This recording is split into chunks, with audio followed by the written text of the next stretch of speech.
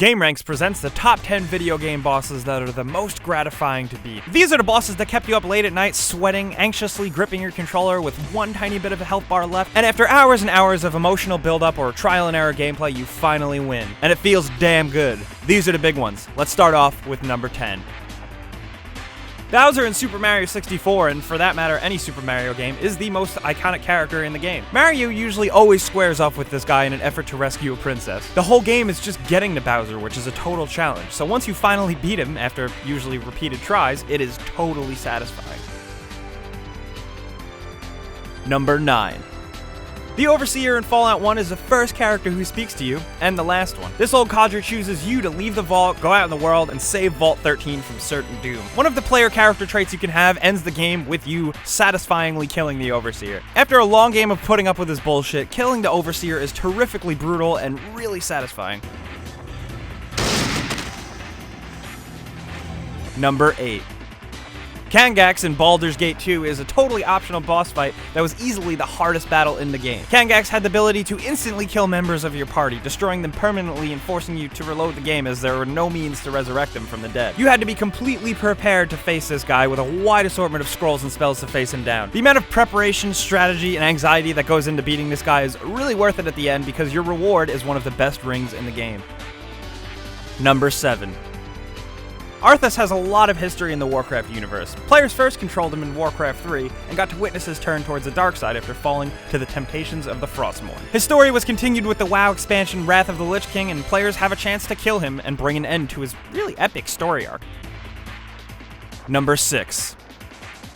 Malthael is the titular Reaper of Souls in Diablo 3, Reaper of Souls. Malthael is an avenging angel who decided to destroy all of mankind due to their half-demon lineage and only can be defeated by you. Fighting him makes a lot of the pain and suffering you go through in the storyline worth your while, and it opens up adventure mode, which is a huge plus. Number 5. Yet again, we're here with another Diablo boss fight, this time Diablo from the original Diablo. You met Diablo in a battle face-to-face after defeating 16 levels of his minions. It was absolutely nuts. Unless you were equipped with some crazy powerful uniques, taking him down was no easy feat, and definitely not for first-timers. Despite that, myself personally and many others can say that defeating him countless times never gets old. Number 4. The final Colossus from Shadow of the Colossus is absolutely satisfying because you spend the whole game slaying these guys. To get to the last one, which is absolutely just a skyscraper of a giant, it just feels so satisfying after you, the player character, and his horse went through so much to kill these damn things. The victorious battle and the end of the game definitely brought a tear to my eyes, and I know it did to you. Admit it. Admit it. It did. Number 3. Tom Nook, that son of a bitch raccoon that appears in every Animal Crossing game that forces the player character to take out a huge loan to pay for their house. Tom Nook essentially forces the player into indentured servitude to pay for their house, but once you finally pay off all your huge massive loans, get all the expansions for your house, it is totally worth it. Finally paying off all your debts to Tom Nook, who is essentially the Animal Crossing Mafia, is one of the most satisfying game experiences ever, because you really work for it. Number 2.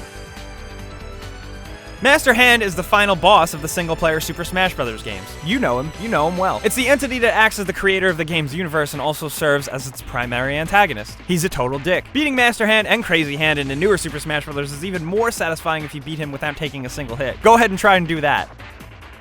Number 1. The boss in Metal Gear Solid 3, Snake Eater, is one of the most emotionally gratifying bosses to beat. After a long and challenging series of intense missions in Metal Gear Solid 3, Naked Snake must face the boss. This is the woman who raised him, loved him, and taught him how to kick ass. She taught him how to be the soldier and the person he was, and Snake learned so much from her, not only on the battlefield, but also from her betrayals. Defeating the boss is not only really awesome and cool, it's definitely one of the biggest emotional build-ups to a boss fight ever in a game, and when you beat her, it's sad. It sucks. It's one that's victorious, but also at the same time, very sad. And for that, it's number 1.